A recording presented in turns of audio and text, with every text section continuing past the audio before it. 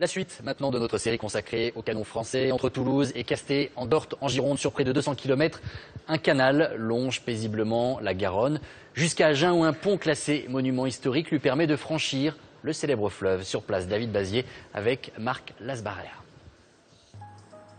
Ce pont qui enjambe la Garonne offre ce spectacle insolite. Les voitures et les trains ne passent pas dessus. C'est un pont pour bateaux. À bord, le point de vue est inhabituel. L'embarcation progresse sur un canal, avec à gauche comme à droite, le fleuve. Ces habitantes de la région sont surprises de voir les bateaux naviguer non pas sur la Garonne, mais au-dessus d'elle. Je savais même pas qu'il y avait un canal dans notre région, donc je connais que celui du Midi et un autre. On a cette courbe Vincent Madol, le guide, raconte sans relâche la splendeur de l'édifice, achevé en 1849. C'est une prouesse architecturale et un progrès pour l'époque. 845 mètres de long, des arches en pierre de taille pour résister au courant de la Garonne. L'ouvrage fait partie du tronçon qui prolonge le canal du Midi, relie la Méditerranée à l'océan Atlantique. De Toulouse à Agen, eh bien, on a le canal qui court sur la rive droite de la Garonne. Et à Agen, le relief ne permettait pas de continuer à créer ce canal sur la rive droite. Donc on traverse le fleuve. De l'autre côté, 4 écluses successives pour combler 15 mètres de dénivelé. Ces plaisanciers vont effectuer leur première traversée du pont-canal. Ça va être une grande première. Il est beau, il est un peu impressionnant parce que je ne sais pas si on va passer. L'écluse s'est remplie, l'eau est à niveau, le bateau peut repartir. Celui-là, il est impressionnant. Et vous venez d'où là? Vous faites de l'île de On vient de l'île de Ré. D'accord.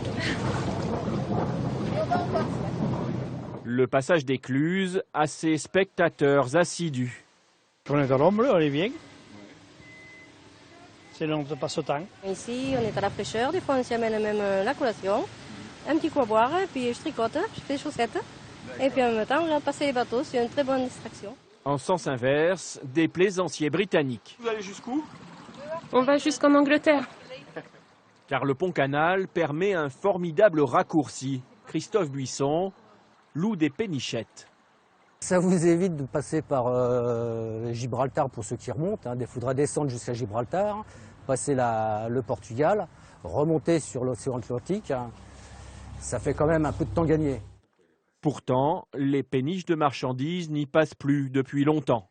Le plus long canal maçonné de France n'a jamais donné sa pleine mesure. Pendant sa construction, des députés remettent en cause ce projet coûteux.